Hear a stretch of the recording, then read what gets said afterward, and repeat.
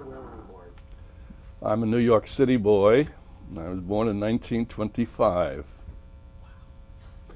Wow. Tell me about your parents, your brothers and sisters. All right. My parents were immigrants from Ireland. My father died young, so there were only two of us, my brother and myself. And we grew up on the west side of Manhattan. My father was a New York City fireman until he passed away. So that kind of locates me, I guess, in the blue collar class. Both I and my brother were fortunate enough to go to Regis High School, which you may have heard of as a Jesuit high school in Manhattan. And that's how I started down the greasy chute, which is the Society of Jesus. After Regis, I entered the seminary for the Jesuits. Okay, where did you attend seminary and college? Well, we made what we called novitiate in St. Andrew on Hudson. You may have heard the other Jesuits mention that. 2 years of novitiate, and then we began our college there. We did 2 years of college at St. Andrew on Hudson in Poughkeepsie. And then the most of us moved to Woodstock College in Maryland, where we finished our college and went on for an extra year of what they called licentiate in philosophy. After that, as is the experience of all Jesuits in training, you do a period of teaching. I taught Latin and Greek at Canisius College in Buffalo, New York for 3 years. After that, going on for the study of theology, I went to a French-speaking Jesuit scholasticate, which at that time was located in Belgium. Did 4 years of the study of theology at this place called Enghien in Belgium. After the third of those years, I was ordained to the priesthood there in that town, and completed my seminary theology there, and that was in 1957. I returned to the U.S. for my final year of Jesuit formation. They call it tertianship, a spiritual year. And then I was assigned to Canisius College again as a professor of theology. I had not yet obtained my doctorate, so after a year there, they said, you better go and get a higher degree. So I then went to Paris in 1959 and did doctoral studies at the Institut Catholique of Paris, the Catholic University of Paris, and completed that degree in the fall of 1965. So I have my doctorate in the writings of St. Augustine, which I obtained at that time. And upon completion of that, I was assigned, well, excuse me, I'm leaving something out on my, no, on completion of that, I was assigned to Fordham University, was professor of theology there for a year, and finally in 1962 I came to St. Peter's. I came first. I came first as my titles were Assistant Dean and Director of the School of Business Administration. That second title was just the idea that I was the assistant dean who did the dirty work for the business programs, while the other dean, great man, Leo McLaughlin, was the head dean, of course, and they concentrated on the College of Arts and Sciences. Father Edward Clark was the president at the time and had been only recently named to that position, so there was a lot of energetic new beginnings going on at the time. In addition to having that relationship to the School of Business Administration, I was the moderator of the evening division student organization, EDSO, EDSO, Evening Division Student Organization. And so from the beginning of my time at St. Peter's, I've been very close to and associated with our evening division students, and many of them will know me from those years. Well, I kept those administrative jobs only for a year because I had my doctoral dissertation unfinished. So I took some time off to complete the doctoral dissertation. As I said, I finished it finally in the fall, Thanksgiving of 1965. But I had already come back to the classroom in St. Peter's. This gets complicated, doesn't it? After 2 years in Paris, I came home with an unfinished dissertation, taught at Fordham for a year, came over in the capacity that I just described, assistant dean and director of the School of Business Administration for a year. Then I took time off and finished the dissertation, but came back as a professor of theology here at St. Peter's. That would have been in February, second semester, February of 1965, and took some time off in the fall to run over and defend my dissertation.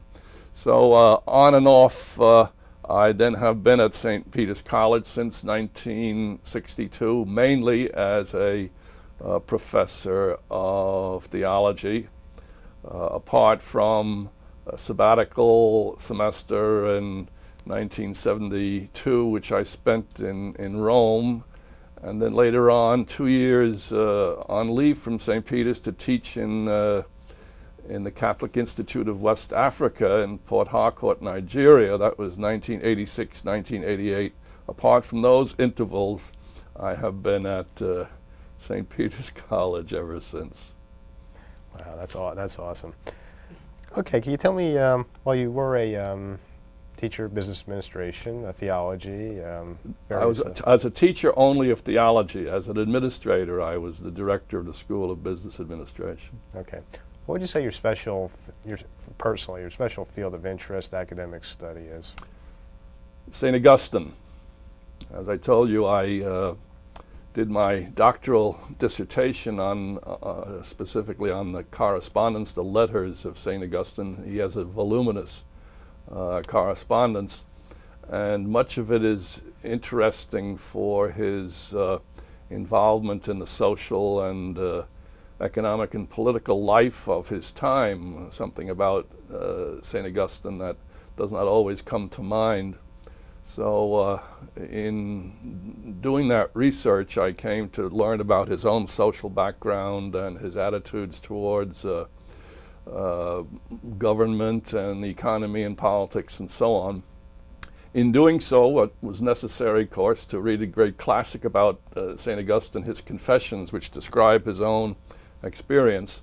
Subsequently, here at St. Peter's College, I periodically had the opportunity to teach a course on the Confessions of St. Augustine, and that naturally would have been one of my favorite things to do, one of my favorite academic interests here at St. Peter's. Okay. Although Augustine lived before the formation of the Society of Jesus, how would you say Augustine fits into the Jesuit teaching or spirituality? Well, I would say the thing that comes immediately to mind is that Augustine was, Augustine is fine, by the way, it's yeah. Both pronunciations are acceptable. Augustine was an intellectual, and the Society of Jesus, in its choice of ministries over the centuries, and in its whole concern in educating its own people has had deep intellectual foundations, a respect for the importance of learning as a support for a total vision of life, which of course includes above all religious faith and the spiritual teaching of St. Ignatius Loyola. And as you know, consequently, we have made a tremendous investment in education of all shapes and forms, and that's very much in the line of St. Augustine's approach to his role as a Christian teacher and a bishop and as an articulator of the Catholic faith. So I see a certain consistency. On the other hand, in the course of history, some theological groups motivated by an Augustinian theology have been on the opposite side of the field from Jesuit theologians. That has certainly happened in a number of different shapes and forms.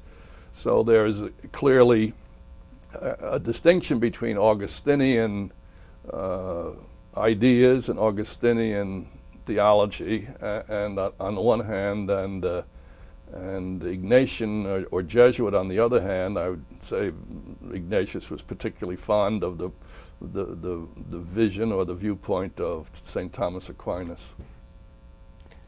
Very good. I go to Villanova, that's why I wanted to ask you that. Okay. The Augustinians. Okay, 1962, that magical year. Among the Jesuits, do you get to pick your assignments, or are they assigned to you? And how we were assigned, and not much different than now.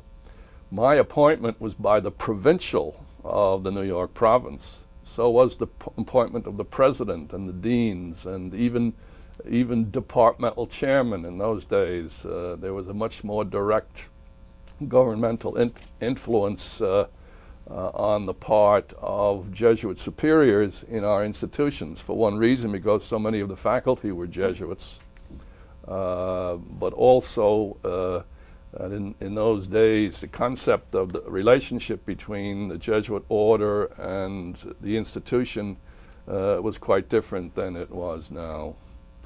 You now have separate incorporation of the Jesuit community from the institution. The institution is regarded as having a certain autonomy, complete autonomy really, for the hiring and appointing and all of that kind of thing.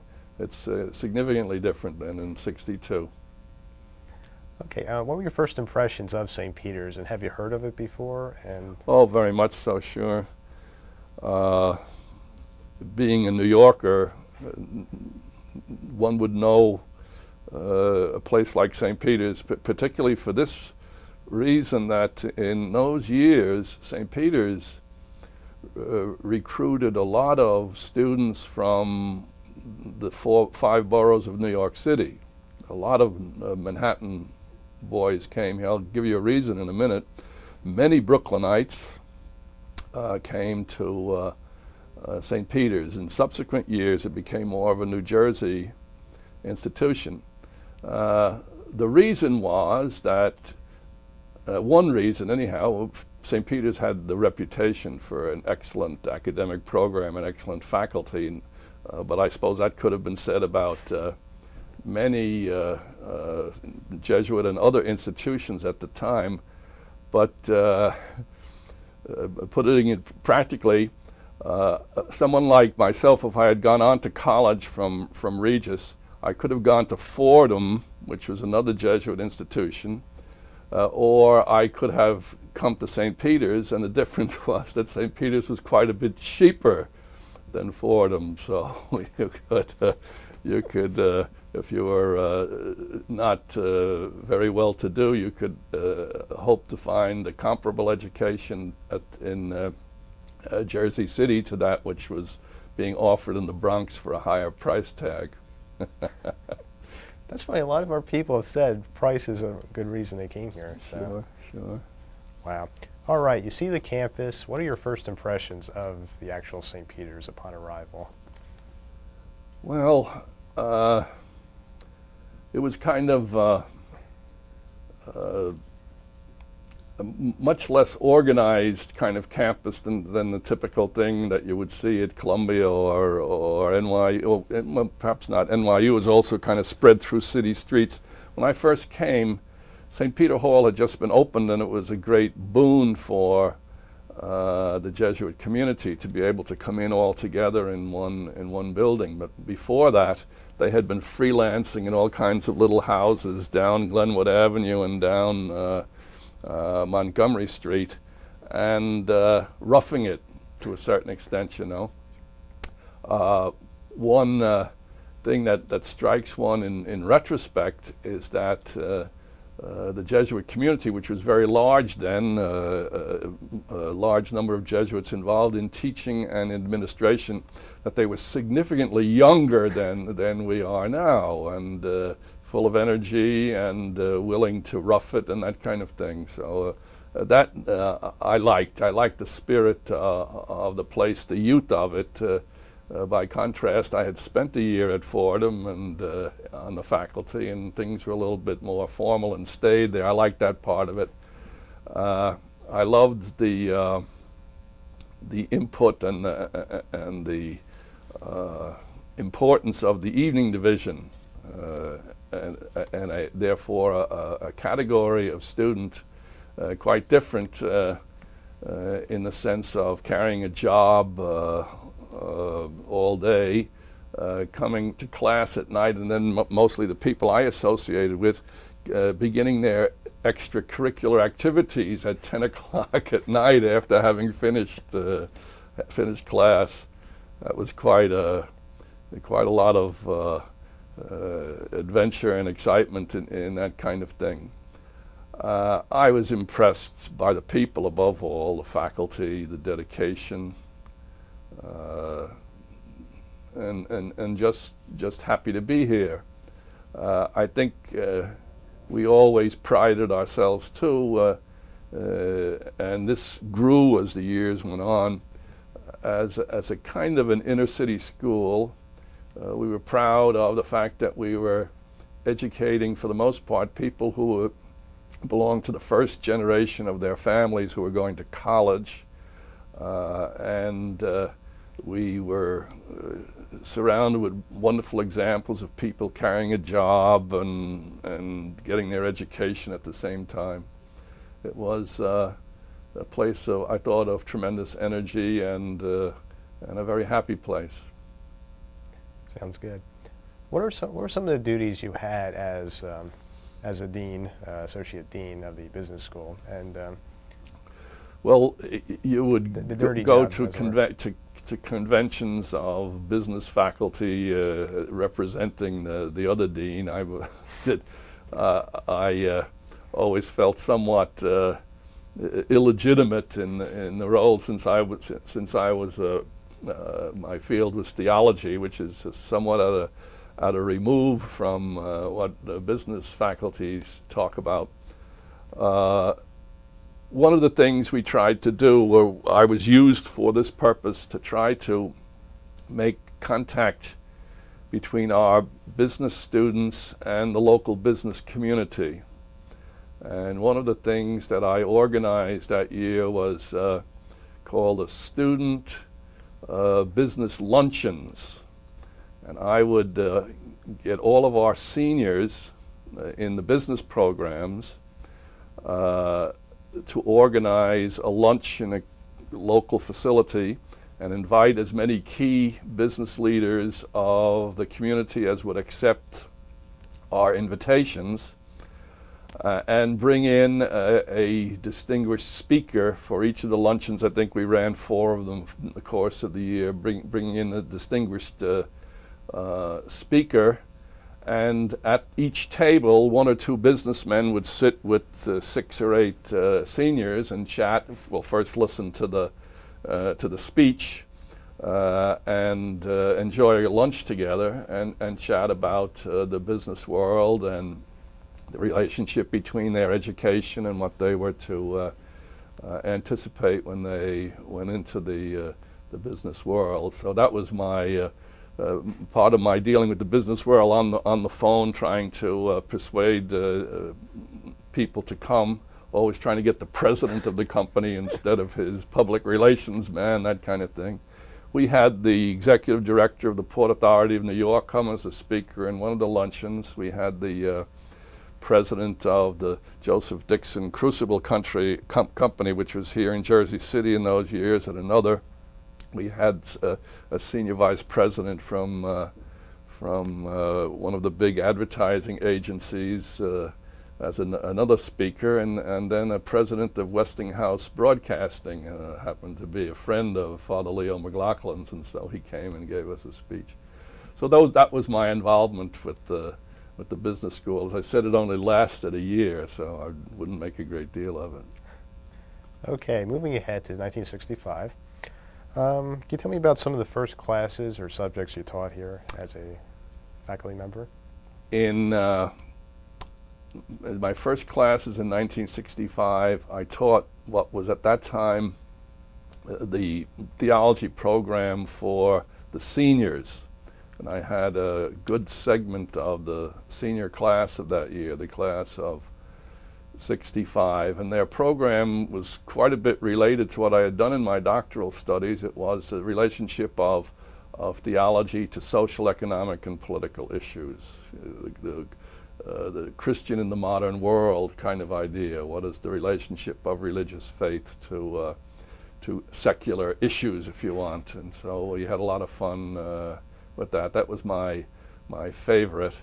I was also teaching that year the introductory theology course, which the freshmen were taking at that time, which was a course on the New Testament.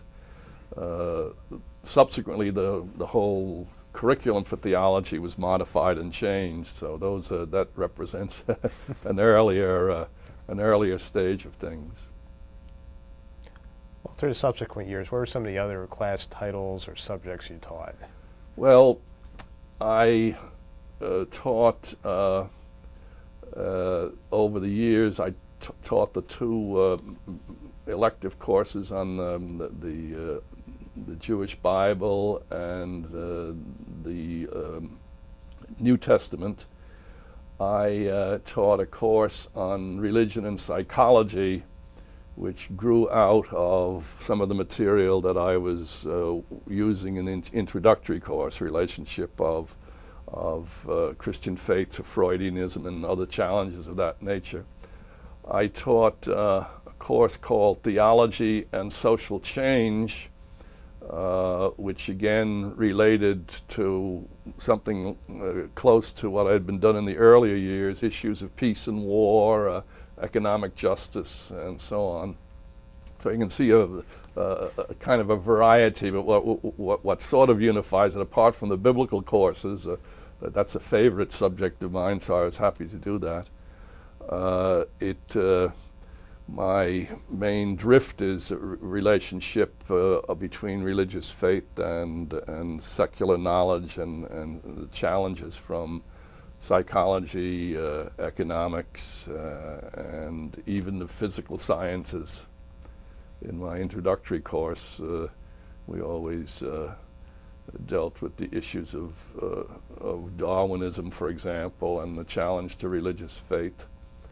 Karl Marx and the challenge to religious faith. Sigmund Freud and the challenge to religious faith. So I think there's sort of a common denominator there. Now you ought to ask me about my involvement in St. Peter's College politics. Yes, please. Well, do tell. In 19, let's see, I get the dates right now. In 1969, I think it was, the St. Peter's College Faculty Senate came into being around 67 or so in there. The first president was George Yanatelli, who was a brother of Victor Yanatelli, the president of the college later on. The second president was Lauren Schmidberger. And when Lauren became president of the Senate, I was elected chairman of the Faculty Senate Committee, which was kind of a committee that dealt with the preliminary preparation of matters that would then be sent up to the full Senate. And then in let's have the year right now, 1970, I was in a very contested and famous election because there was great unrest in the college at the time, and there were kind of sides taken on the part of many members of the faculty. I was elected as president of the Faculty Senate, and I was president from 1970 to 1972. It's a 2-year term. So that's my my big political story. In addition to that, I've been a member of course, as we all are, of committees and the chairman of more committees than I can remember. So you have any interesting stories from your days in politics? I mean, any specific ones? Well, I remember the day of the election itself, and it was very dramatic. We had a tremendous turnout because of the controversy of the time, and it was very close. And I think that we had a recount. So there was. I just remember the drama of that day. I hadn't wanted to actually to run for the office, but I was prevailed on, as always is the case. You got to do it. Prevailed on to do that. So I remember the kind of emotions of that day most of all. As it turned out, those things quieted down in the normal course of getting along together, and so apart from that, the role of the president of the Senate is mainly to lead the discussion by enforcing the rules and recognizing and so on. So it's more administrative than legislative, that office. But it can be political too, as a matter of fact, as to what's to be on the agenda, and when the meetings are to be scheduled, and who you call on, and and recognize in the meeting. But that's all in the past now. It's good. It's good to see the white smoke, right? Yes. Okay. Have you held any other administrative posts after that? No, stint? Only committee positions. I was. Well, I can't even remember them. You'd have to look up okay. the records of the Faculty Senate. Also, you might take a look at some of the yearbooks. There's some things in there. Okay, will do. Okay, getting back to your teaching for a moment, can you tell me about some of your preparation? What were some of your inspiration, and how did you prepare for class sessions usually? Well, it depended on which course you're talking about. In certain basic areas of theology, like the Bible, what the challenge is to keep up to date with the latest scholarship yourself, and that's a process of reading and being aware of what's being published, and updating your material, and changing your textbook from time to time when that's possible. For basic courses. For something like theology and social change, I was fortunate to be in the course of creating that course as a new course in the time of the Gulf War, and between that issue, whether or not to go to war against Iraq, and at the same time another issue in the headlines, the document of the American Catholic bishops on the economic justice in American society, which made some major criticisms of American economic life, issues that were in the forefront of public discussion. It was possible for me to make marvelous use of live issues in dealing with a course like that. And I found that course, that's a lot more fun, if you want, than the more formal studies.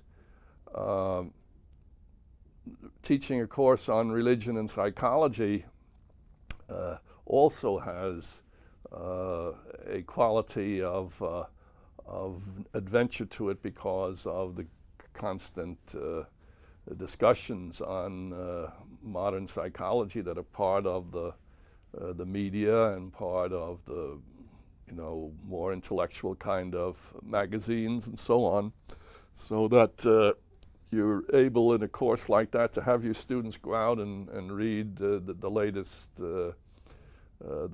book of these different people, and to kind of make a bridge between theological reflection and what's going on in the world.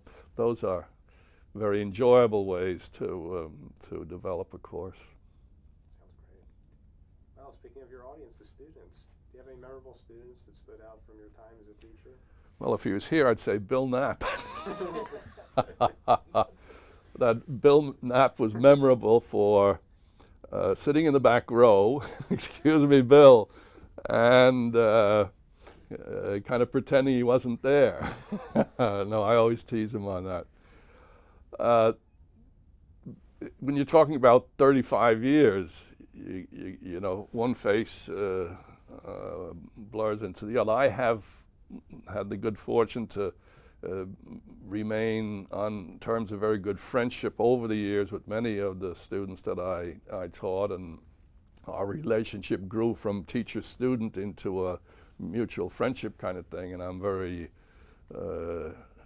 grateful for that part of being a teacher, the kind of possibilities for personal growth and personal friendship. Memorable students, the different kinds. I remember some great athletes. I remember some very intelligent students. I remember some very beautiful girls, and but I'm not going to single anyone out, I don't think. That's a good idea. Let me just interrupt. There's Bill. Yeah, I want you to. Headphone on and bring up mic number 2. When you hear the buzz, you'll know why long cables are bad. Then I want to swap the cable for you, and we'll be back in business. I've just been abusing you on tape here. Well, good. He did a good job of it. Man culpa, man culpa, man maxima culpa. I'm sorry, sweetheart. No, all I said was I remember Bill Knapp. He sat in the back row, and he acted like he wasn't there. Who? Me? Must be 2 Bill Knapps. Well, there's the other Bill Knapp who didn't go to several of Dr. Benson's classes, including his exams. The only F I've ever received was Dr. Benson. You don't say. Outside of Catholic U, that was a separate story. I hope by now that you've heard the buzz because I'm removing the cable. As you can see, the high-tech men are on it. I mean, Mm-hmm. Well, I'm sorry, I was Put it up with together. Father Stump, but when I came back and I heard this, I said, let me make a lesson, because I told him that I didn't like long cables because they tend to create a problem, unless it's because we're sitting with Dr. My cable, like we're destroying it. Man, it's buzzing like a bad bee. Now see if it's buzzing. We've been trying to get Bill up here, but he won't be interviewed. He's very obstinate. He goes way back. He hurts my feelings. Were you class of 67, Bill? 8. 68. Close enough for government work. That was a very good year. The riots in '67, you know. Julie got arrested for taking over Ryan's office. Oh, that I was was the one that 60. pulled That the was flag down. That was 69. I'm not talking to you. Hello there. That was 69. That A business. joke if it was. No, you're right. No, wait a minute. 69. Yeah. No buys. Yay. What happened to the buzz? Short cables make better bedfellows. I guess you're right. I guess you're I just right. wanted to get your comment, but Oh, Robert, can you check out the tape time too? Are you? yeah, okay, we'll do that. Yeah. I guess you are right. It was 69. Yeah. You're right. Yeah. There was a kind of a preliminary in '68, but the real sit-in Well, and that all that year was did Julie get 69. arrested? I can't. I think she got 69. 68. Is it 69, yeah. The only arrests were in 69. This is my ex. One of my exes. Oh, okay. Hmm. She finally got a degree in 80, I guess, if I remember correctly here. I don't remember. Okay. It's a small world. It Honestly, is. It really is. Only 25,000 Bill's people. mother was on our faculty. Oh, really? Yeah. Oh, She was a wonderful. She was librarian. a librarian. Oh, She Well, got what's tired her of name? raising kids, this is that. tried to learn Russian. Her teacher died before that, so she went and got her It's like MLS in library. 3710. All right. And, she was Dick Tetro's thorn. Really? Wow. She and Dick didn't see eye to eye.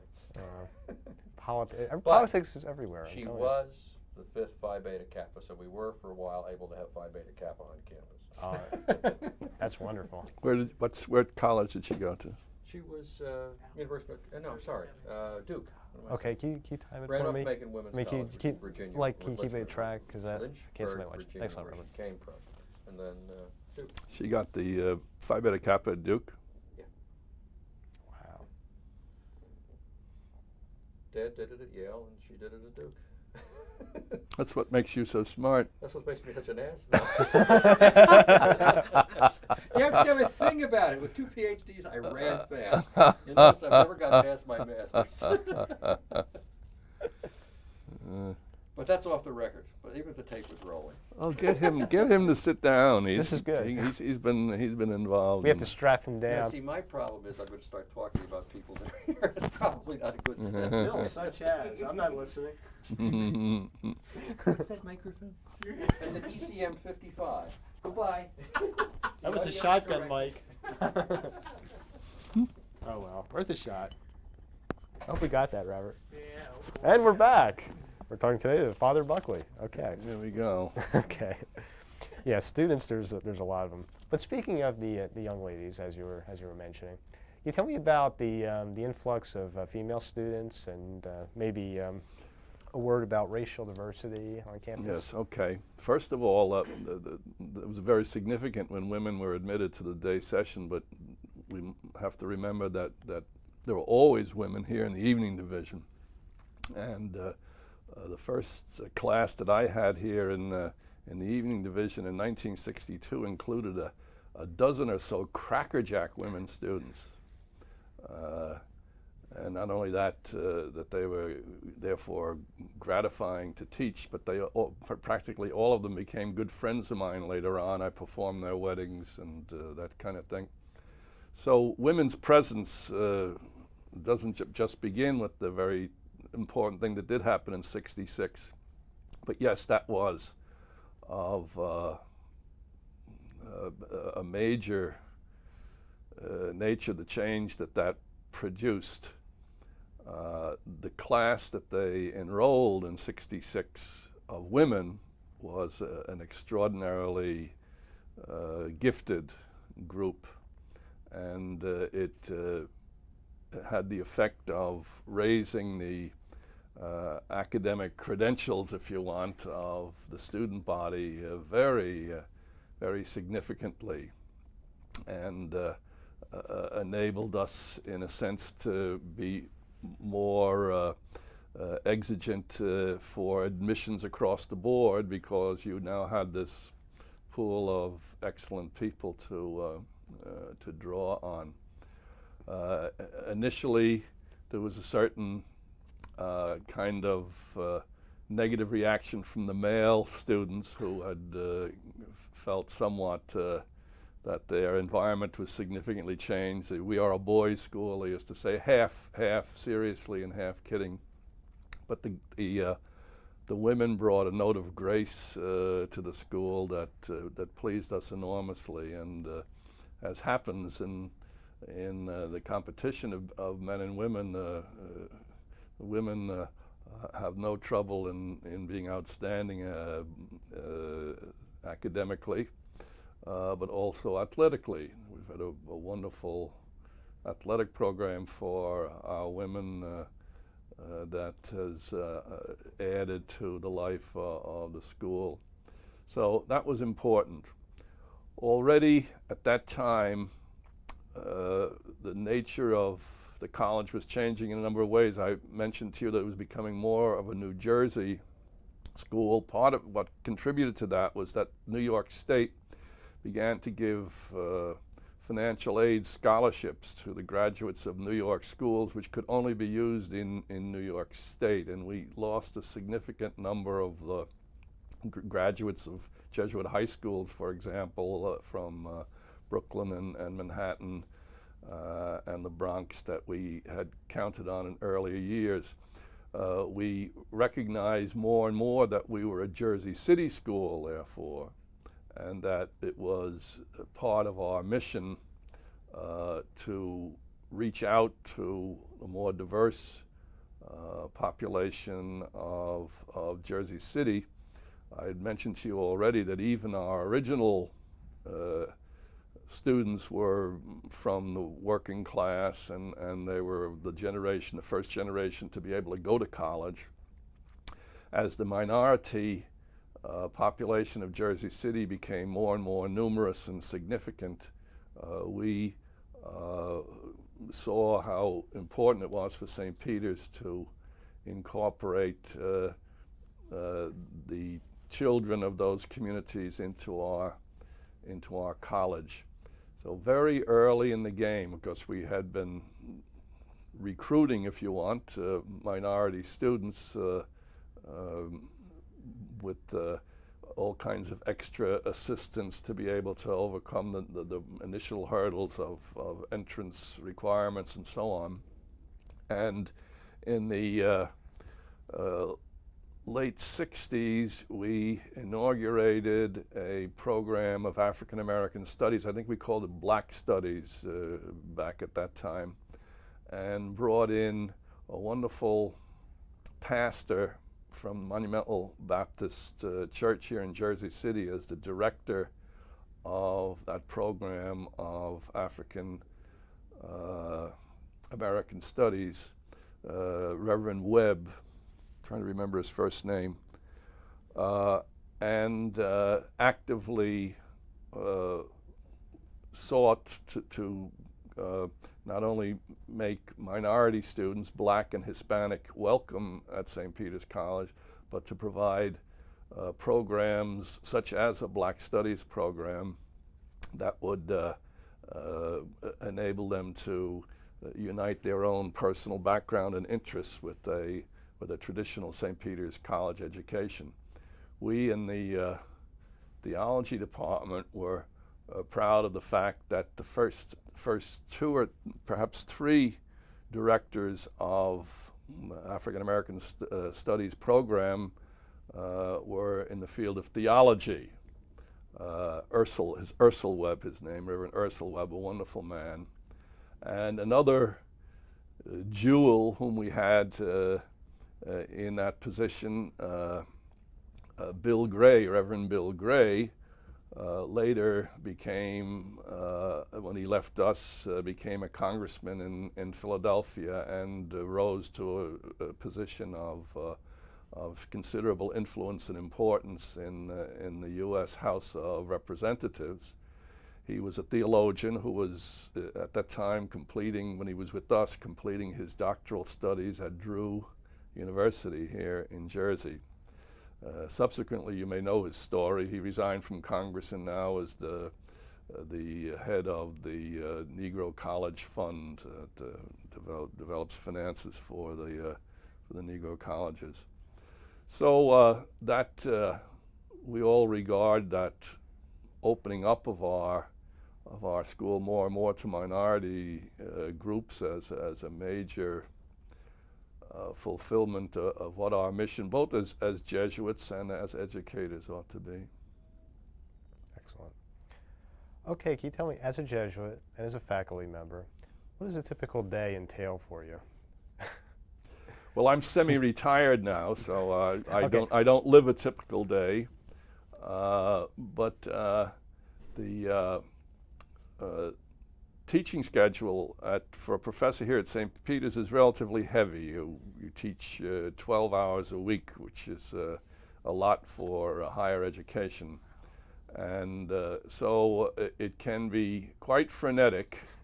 A Jesuit in our earlier days, because of the rules of the Catholic Church, we would have to have Mass in the morning, in our prayer time in the morning before the beginning of class, because Catholics at that time, before celebrating Mass or receiving communion, fasted from midnight, and so you had to say your Mass or go to Mass if you're not a priest early in the morning, so you could get some breakfast before starting your teaching.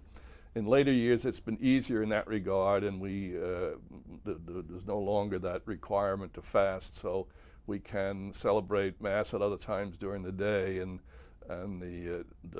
what a large group do is come together at before the evening meal and celebrate. So that's more of a restful way to wind down your day. But one thing that helped as far as the Jesuit daily schedule is concerned is that we're just a few feet from where we lived, was just a few feet from where we taught. So you'd be shuffling back between classes and office hours and extracurricular activities if you were responsible for those. And it could be pretty hectic during the 10 months of the school year. Summer was a little bit easier. We had opportunities to travel and to do research and study. But it's been an exciting time. It's good to be semi-retired too. What are you doing in your retirement? Well, I've been spending a lot more time in Nigeria because of the free time I have. I've been doing a considerable amount more of parish ministry on the weekends, and besides that, I have the luxury to spend a lot of time in the library and do the kind of leisurely pursuing of your different interests that are possible when you don't have the pressure of deadlines. So it's not bad. Sounds good. Sounds good. But harkening back to your good old days as in the classroom, can you tell me about some of the societies, committees, clubs you may have been a moderator for or have had influence or involvement with? Yes. Okay. I was the moderator of the Evening Division newspaper for a number of years. Again, I spoke about evening activities at workday, class, and then doing that stuff late. I was young at the time, and so were the students, and so you do things like that. I was the moderator of the Women's Glee Club and enjoyed that very much. By the way, remembering pleasant memories, 4 members of the faculty, 4 of us for years had a barbershop quartet, and we used to perform at different school functions, sometimes alongside the Glee Club, sometimes in other functions. Dr. Bill Schmidt of the theology department, retired now, Father Tom Sheridan, whom you know, myself, Professor Walter Baber, who's still in the music business here at St. Peter's, the librarian whom Bill Knapp mentioned just a moment ago, Dick Tetro, for a while, was one of our group. So I've been into music a bit in the life of St. Peter's. I also one of my projects over the years was to organize a liturgy on Sunday in the college chapel, and we did a great deal of innovating as far as music is concerned for Mass and the celebration of the big holidays, when we would do a lot of elaborate musical preparation. I was, for a while, the moderator of Argus Eyes, our theater group. That's about all I'm thinking. Oh, I've been involved a lot in athletics. I, for a while, was the faculty representative to the NCAA. That's a position that Father Lynch has now, I think. And I was sort of the faculty mentor or moderator of some of the teams over the years, the football team once. So I've had quite a bit to do with the athletic program of the college. I'm not thinking too well of any others now. That's a pretty good list anyhow, is it not? Yes. And I want to congratulate you being inducted into the Hall of Fame. Oh, thank you. Excellent, excellent. Thank Can you. you tell me about the honor, about what was the feeling was like to be? Well, I kind of joke about it. I also was named to another thing a couple of years before that called the Legends. You probably have seen a little bit of that around. The first time it was Joe Coviello, former football coach, Mike, our women's basketball coach, and myself were the first three. And I proposed that with all the pressure of being a legend, that we ought to form a self-help organization. What that means. Anyhow, as far as the Hall of Fame is concerned, my only remark about that was that if you're around here long enough, one of those things will come to you. Yes, it's true. I had some kind of a teacher's award from the alumni. That's an annual thing that you may know about. But obviously, it's very gratifying to feel that that other people think you did something worthwhile. Of course, you do a lot worthwhile. Thank you. Exactly. Yeah. Okay. Well, speaking of the football team, of course, sports is one of my passions too. It started as a club team in '66. That's right. How did it form? Do you have the story of the origins of the football team? Student initiative. J.B. Wilson, now the head of the Independent Colleges of New Jersey organization, and I'm a longtime member of our own administration here. Frank Carpenter, Joe Lekowicz, Kevin Moriarty, those are guys I remember. They had played football in high school and had the idea of organizing on a club basis, therefore relatively low cost and no scholarships and all that kind of thing, and just the recruiting from members of the student body. And they were able to get support from the athletic department to equip them and so on, and they had middling success, of course, and at that level you're basically being a very, very amateur outfit. Had some success, and in fact in some years they were good. I'm a little vague on when they stopped being club and became Division III. And I'm also vague, and I think now they are something AA or something, are they? I'm not even sure what the categories are now. So they've had their ups and downs. As you may know, they had a very poor and disappointing season this year. One of the ambiguous things about it, what it does, it is an attraction for high school football players who are not going to get college scholarships. It's an attraction to recruit them to come in our admissions program, in other words, to obtain good enrollment. They come because they want to play football. On the other hand, part of that is the difficulty that football may be the only thing they care about, and that they're not very successful as students, so that they don't work hard enough at being students. You have a certain amount of concern in that regard. So, but I'm all for having a football program and having as good a one as we can at our level. I think a lot of good has come out of it.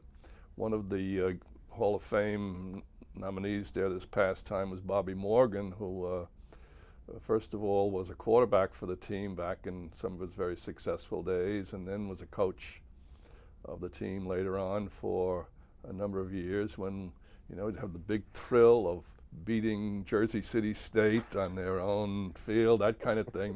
Those were the pleasures of a program like that, and it brings everybody together. It brings out the crowd and all of the socializing that goes along with it. So I'm always been happy about the athletic program at St. Peter's, except when we don't win. Exactly. The old Boulevard block, right? Yes. Well, speaking of singing for a minute here, just going back, can you recite the school song for us? Nobody's wanted to sing it for us. I'll sing just the chorus, I think.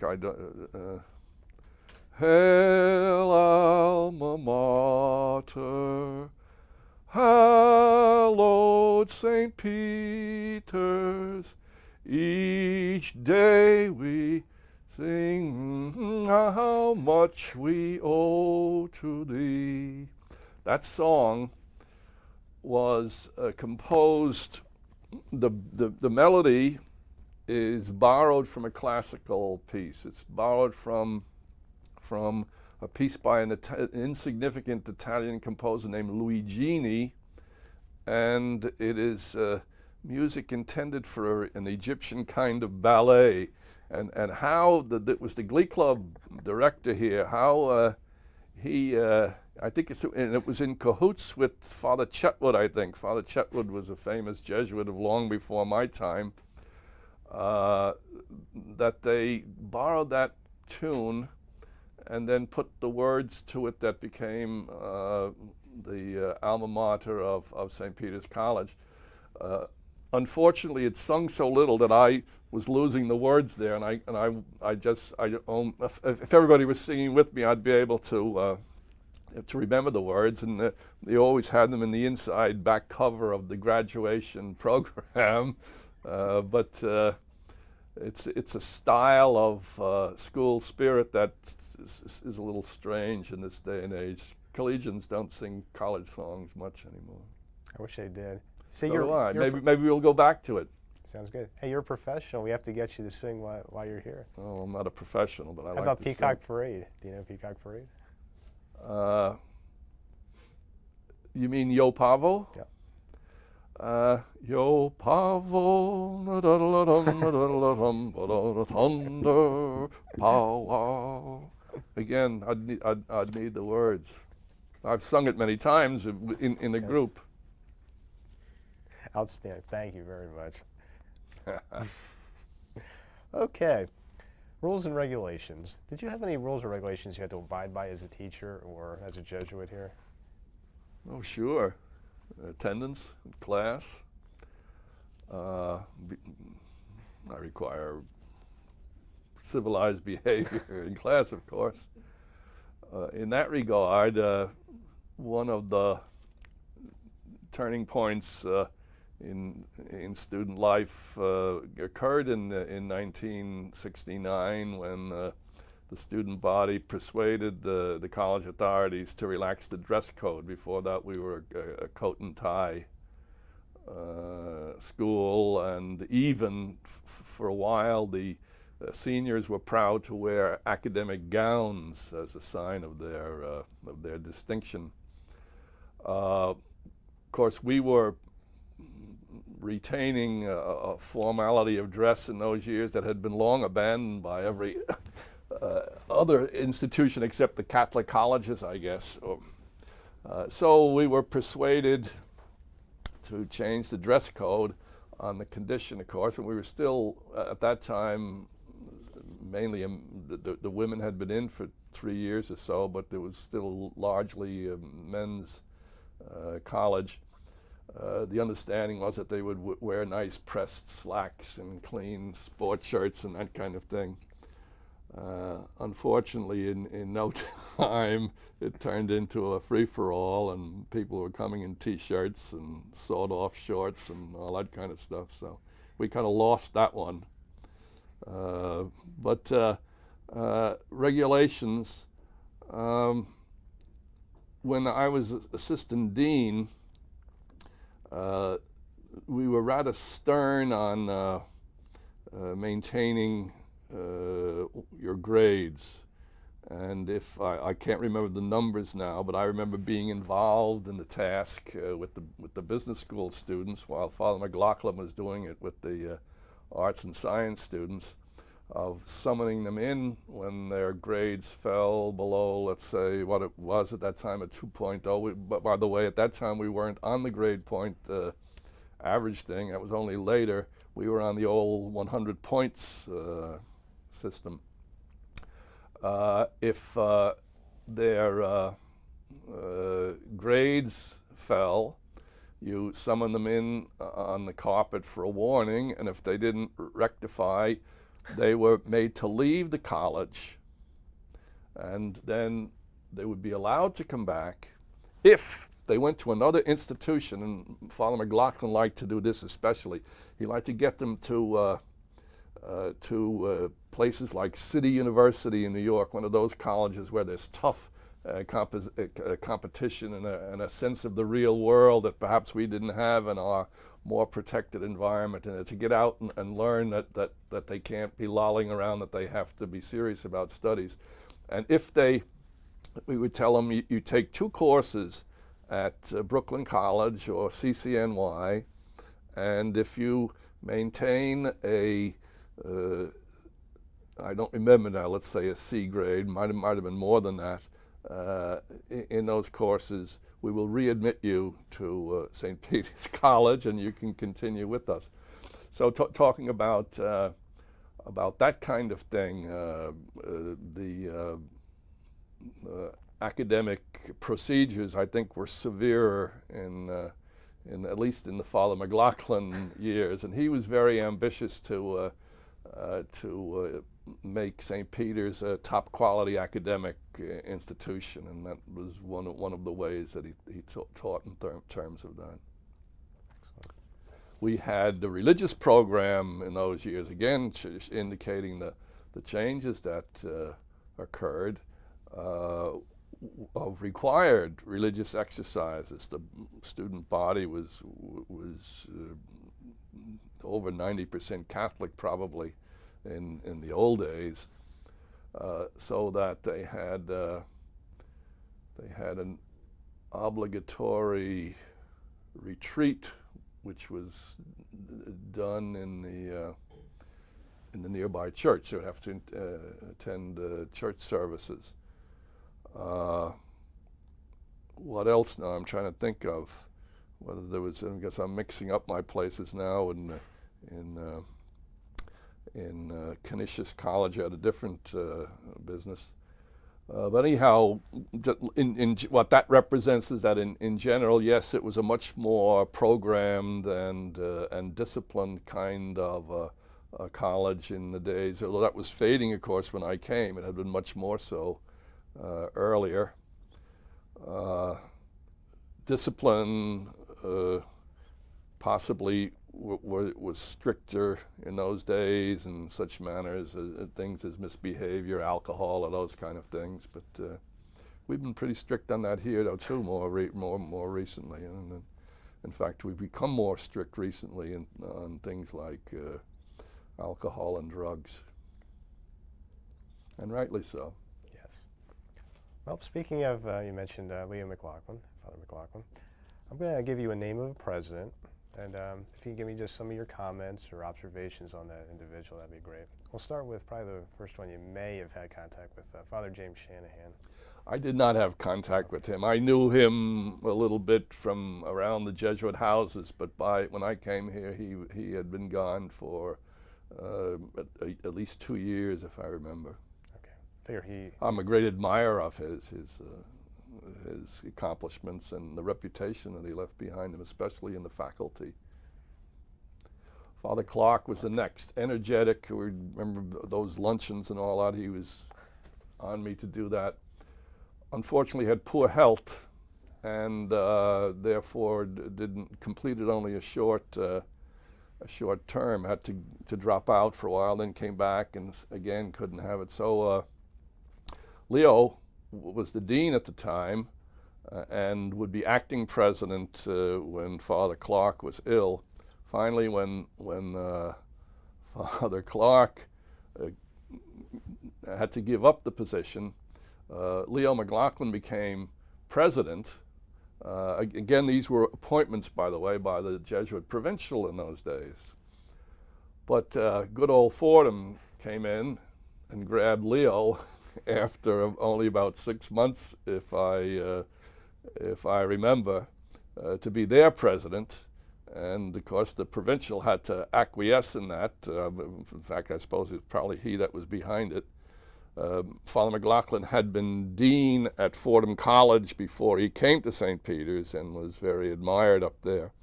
So he went to Fordham after being president for only 6 months, and Father Yanatelli, who under Father Clark and had been the only for a short while, by the way, the director of student personnel, they used to call it at that time.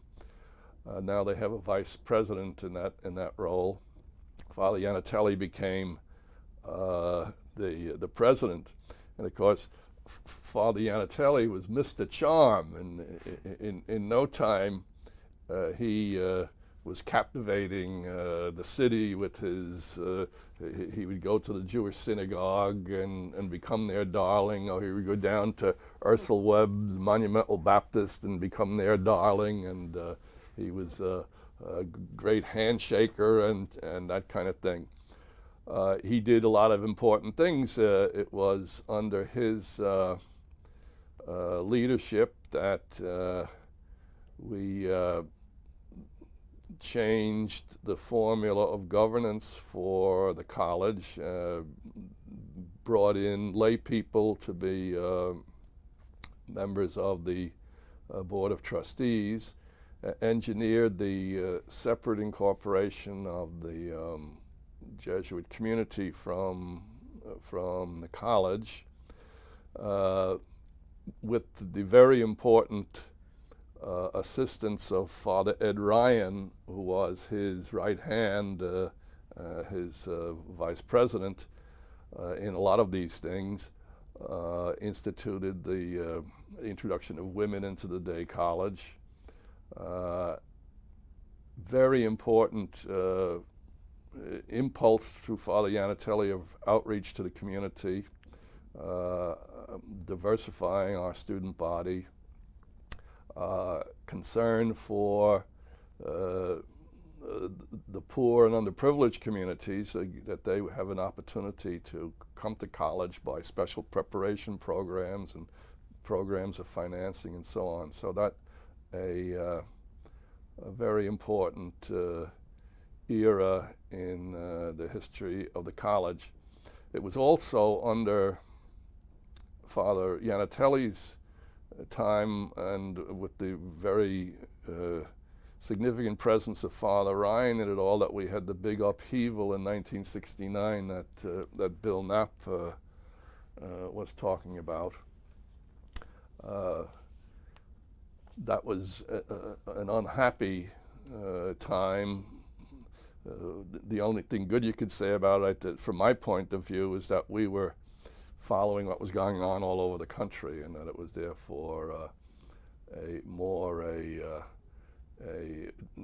general malaise rather than anything specific here to to what was happening in the college, although there certainly were grievances that that were the reason for the strike and all that kind of thing.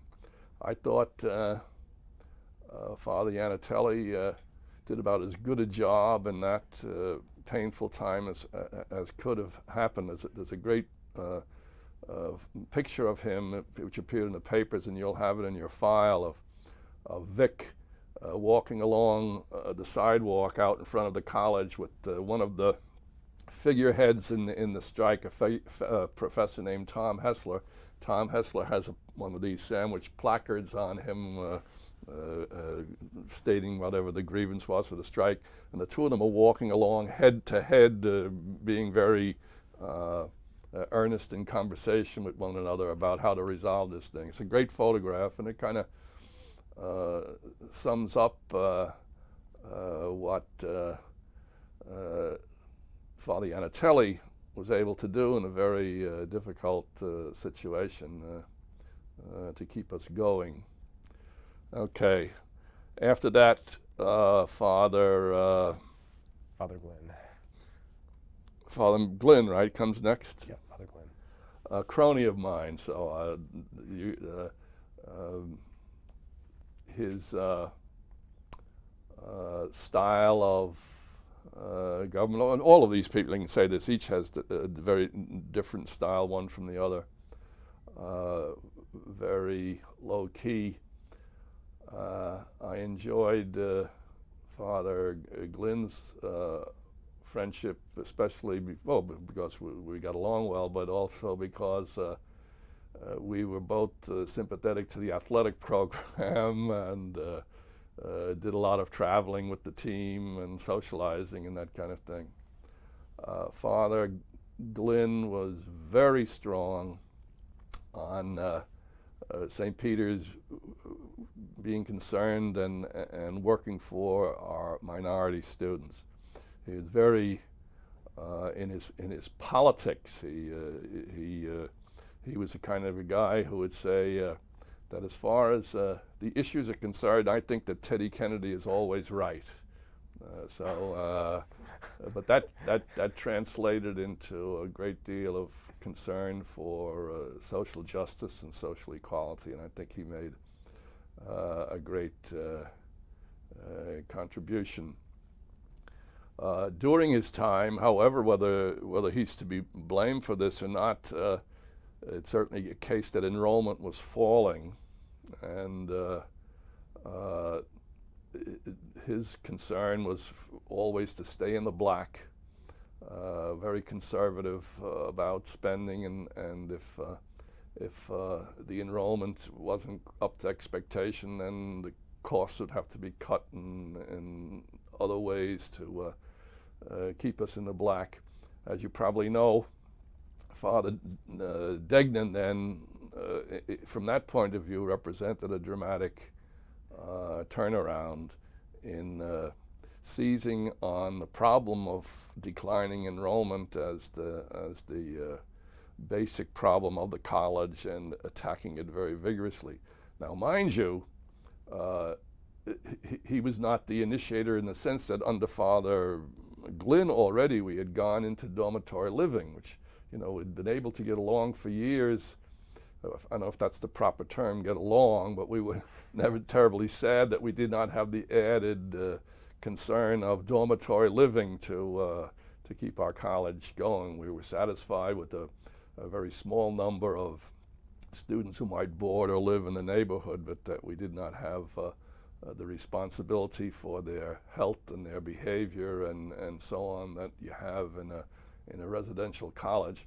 But already Father Glynn had seen the necessity to have some dormitory facilities, and he was the initiator of acquiring the apartment buildings down on Glenwood Avenue that were our first dorms. But anyhow, coming back to Father Degnan, he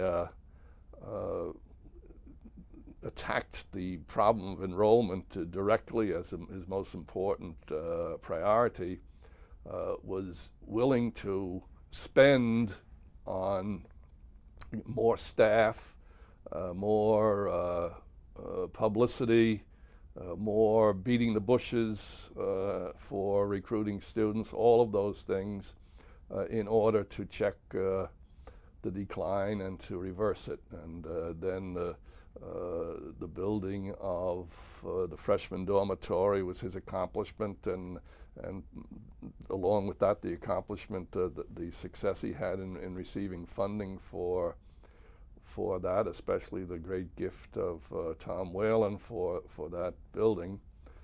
And he engineered the acquisition of our old residence, St. Peter Hall, for a dormitory. And enrollment, as you may know from those efforts, has picked up considerably, and we're now fairly committed to a further expansion down the line, as you heard Father Loughran speak of enrollment goals that are very ambitious indeed. So we've had a diversity of leaders, and there are plenty of fine things that I think can be said about each of them. Okay, how about various vice presidents or deans that you've encountered through your years here that stand out? Well, the most notable one, I think, was Father Ed Ryan. He was a tremendously strong figure and made tremendous contributions to the growth of St. Peter's in the Yanatelli time. He would also tell you himself that he was the kind of the lightning rod for the controversial feelings that arose in the time of the strike and its aftermath. And I'm sure that it wasn't easy for him to have to, be the tough guy in a situation like that. Other vice presidents,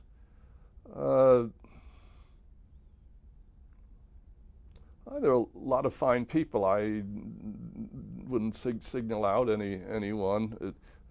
We laugh at the fact that we've had a multiplication of vice presidents over the years. There were no vice presidents when I came here, and then assistant vice presidents and associate vice presidents. But I think that's, I guess, the necessity of our efforts at keeping up with things, that you need all those office people, and you need attention to all kinds of new concerns that come along. So that's all I can think to say on that. Okay, how about various other professors or Jesuits or others you were friendly with or have some comments about?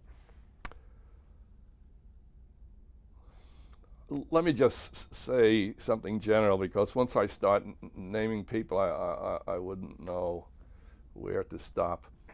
Part of the gratification that we Jesuits get out of our vocation is being associated with wonderful people, and we think especially of those who've gone before us, because it's natural in our kind of family that you take your inspiration from people with wisdom and accomplishment and so on. And let me just say in general that for all of us Jesuits, the great satisfaction of having spent our lives in this is being associated with some wonderful, talented, generous, and good people. We're all human, and it's not that we don't have our shortcomings and our difficult moments and that kind of thing, but by and large, that is, I suppose, one of the top values, with being what we are, this fraternity of brothers. The lay faculty at St. Peter's College has been a marvelous collection of people in my experience. In the early days, we were tremendously homogeneous. They had, most of them, gone to Jesuit schools themselves for high school and for college. We had a tremendous amount in in common, both in our educations and our backgrounds, and also our principles and things we cared about and that kind of thing. But also, as the years went on, as the faculty became more diverse, it was, I thought, a wonderful experience at St. Peter's to be able to be colleagues of people with quite different background, and a very interesting situation of somebody coming in perhaps in discovering for the first time what a Jesuit is, or coming in for the first time getting an idea of what the goals of a college like St. Peter's might be, and the related task of us who are here coming to understand and appreciate their skills and their dedication and their diversity of viewpoint. So if you'd allow me just to stick to generalities in that regard, if I start saying so-and-so is just a terrific guy, then I'll be leaving somebody else out. I would say that despite the unpleasantness of 1969, when there were some bad feelings between factions of the faculty, that most of that was overcome by natural rubbing shoulders and getting to appreciate one another better, and that the larger picture is that we have had, we've been blessed with partly because we're a school of this size. Everybody knows everybody, and well, not entirely, but people know one another for relationships of years, and it's a very rewarding kind of way to live an academic life when you are not strangers, but colleagues and good friends. So let me just speak in praise of that. Sounds good. Sounds good. You don't want to hurt anybody's feelings either. That's one thing we endorse. Everybody's friendly. Okay. In terms of teaching philosophy, your philosophy Theology. As a Jesuit. I mean your personal philosophy. Oh. I'm sorry. I'm sorry. Yes. Go ahead. As a theologian as well. What kind of rule or example do you try to live by in your daily doings? Well, thinking of in terms of being involved in higher education, I guess that it's your primary dedication is to the truth as you see it. But I would say about our kind of school and our kind of vocation and ministry, that it's not just the truth in the sense of what is rather than what is not, but it's the truth that does something, the truth that leads to justice, the truth that leads to human dignity, the truth that makes possible personal experiences, both for ourselves involved as faculty and administration, and above all our students as they finish with us and go and build lives for themselves, a truth that leads to self-discovery, to wisdom, which is more than indifferent than truth, and indeed, in the end, we have to use theological terms: faith, hope, and love. Does that sound ponderous? That's great. Sounds wonderful. Have you written any works, or do you have anything published? No, I've been very poor in that regard. I had my doctoral dissertation on the correspondence with St. Augustine privately printed, but and I regret that I never took the time to do more than that. I'm not proud of it, and I suppose it's some people have the temperament for the loneliness of writing books, that some have it better than others. Okay, how would you describe the political not inner politics, but outer politics here at St. Peter's, and religious displays. Do you think it was a more political campus in terms of like Democrat, Republican, and religious in terms of devotionals? How would you characterize each aspect? I don't know that there's any common denominator of the politics of this campus. It's often said about the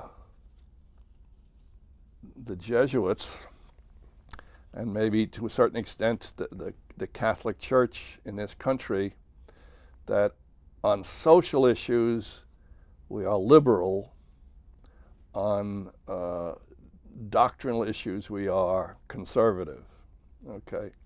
Now, in those terms, I would think that those members of the St. Peter's College community who either are Jesuits or come out of a Jesuit education and background and religious experience might, in a fairly large number, be accurately described in that fashion. I mentioned to you, Father Glynn, thinking that Teddy Kennedy is always right on the issues.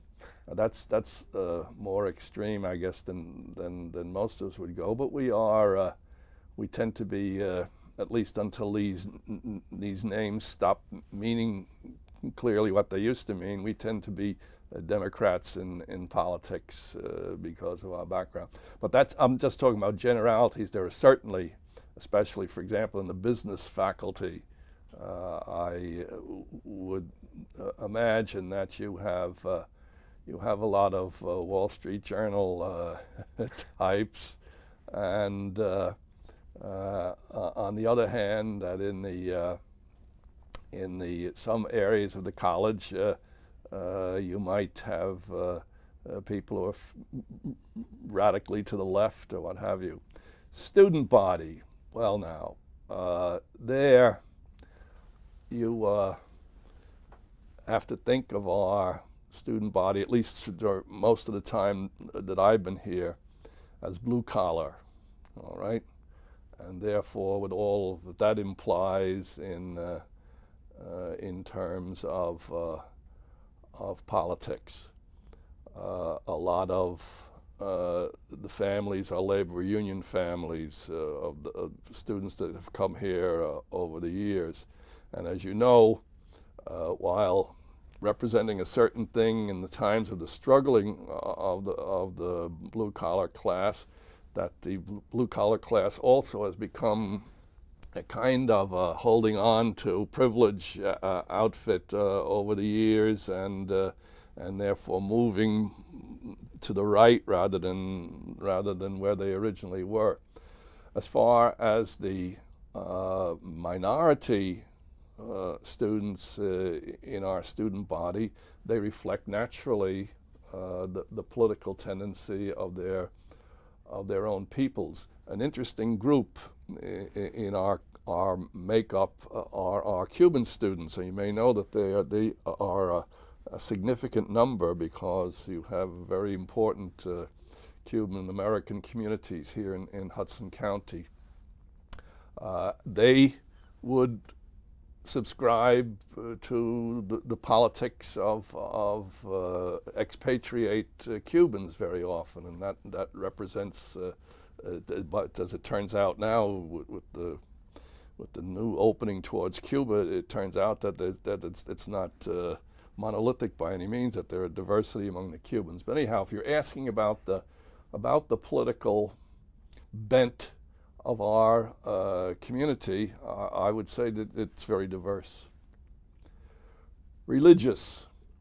The school, in a sociological sense, was much more Catholic in its when I first came here, in the sense that the student body was a much higher percentage Catholic than at the present time, and the faculty likewise, whether that and the what shall I say, the religious practice reflected in the activities of the college and in the home life of the student and the faculty, was strongly Catholic in those years. I would have to think that it's obviously much more diverse now. And by the way, our black students, for example, tend to be Baptist or some related religious group. I find that our black students are significantly more religious than our white ethnics. And that's kind of maybe representing a significant change in the Catholic community, that the later generations of Italians and Poles and Irish don't go to church as faithfully as their parents did, and are less instructed in their religion, and less attached, I would have to think. If you're again talking sociologically, you don't want to apply any generalization to a particular person or a particular group. So you'd have to say that the relationship of St. Peter's to the Catholic religion has changed significantly, and I think necessarily, at least we accepted without any problem. We have a different mission now.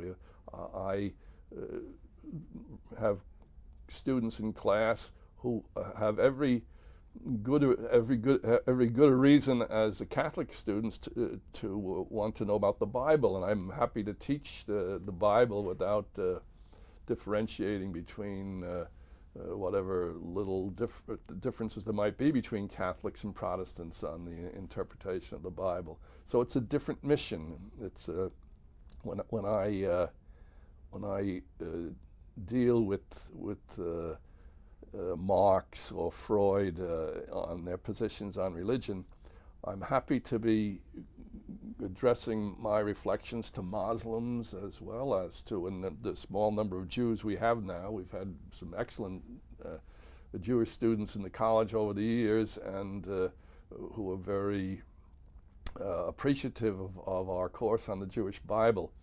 Our mission is a more diverse one now, to examine the issues of religious faith with young people of different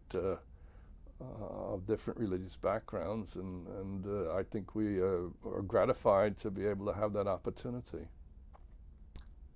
Wonderful. Well, I have a few more questions for you. The next one is commencement.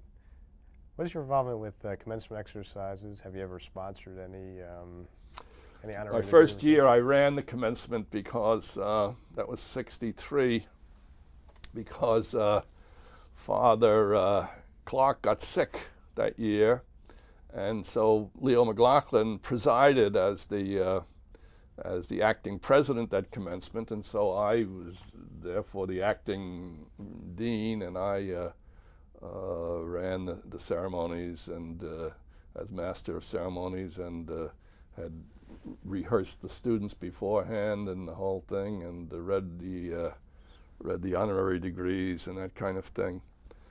But that, as I say, I only was involved in that fashion in my first year. In later years, I've been present always, of course, as a member of the faculty. On one occasion, when they have honorary degree recipients, each one is assigned an angel, so to speak, a member of the faculty who has something in common with the person. And when we had Robert Coles, the great psychologist at Harvard, come to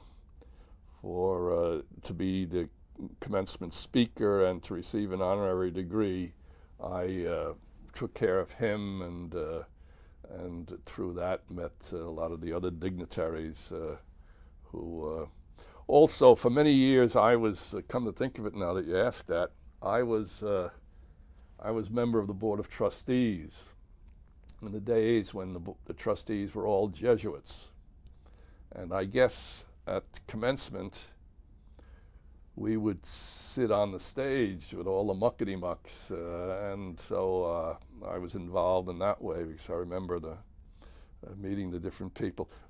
We had one of the really famous graduations we had was 1969, the year of the strike. A number of the students had come with the intention in mind of stirring things up, and we had some very interesting people. The main speaker was William F. Buckley, Jr., and they were able to go after him because he was conservative, and they were the whole thing, the resistance against the Vietnam War that year. We had Austin Tobin, the head of the Port Authority of New York and New Jersey. He's a fellow who had given, I tell you, one of our speeches a couple of years earlier at the business luncheons. We had Vince Lombardi, the no-nonsense coach of the Packers, and all these guys, Tobin and Lombardi and some others that I don't remember now, were getting honorary degrees, and so was Buckley and giving the main speech. Sat there on the stage while the student guy who gave the main speech, what do you call the valedictory, I guess, got up there and gave this long diatribe against the college in the style of the time, you know, anti-authority, don't trust anybody over 30, and anti any kind of discipline or what have you. So the guy went through the speech. Well, it was very uncertain weather that day, and as he was into his speech, the thunderheads were developing, and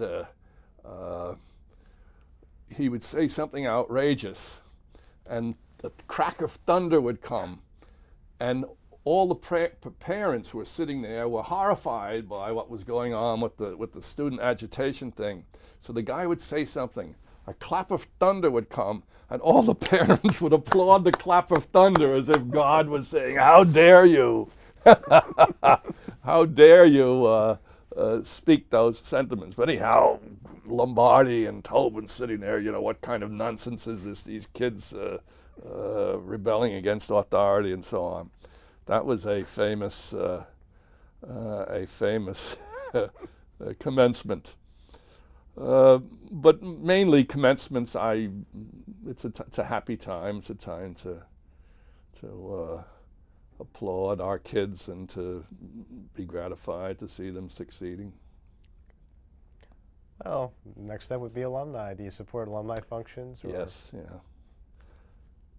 I am personal friends with a lot of alumni, but I go to all of their fairs as well. I think I told you that I received the faculty, the alumni award for, they give it to a teacher each year. I received that. I'm trying to remember the name of the award. The George Johnson Alumni Award. George Johnson is a famous Jesuit from way before our time.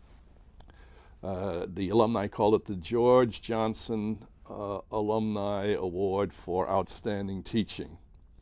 And you'll have in your files there a list of people who have gotten it over. As I say, if you stay here long enough, those things come. So I've had good relations with the alumni, and I try to assist when I can. The one activity that I don't go great for is asking for money. That's not particularly fun. Okay, last question. What was the best advice you've ever dispensed, or what words of encouragement would you give some prospective student of St. Peter's from your own St. Peter's experience?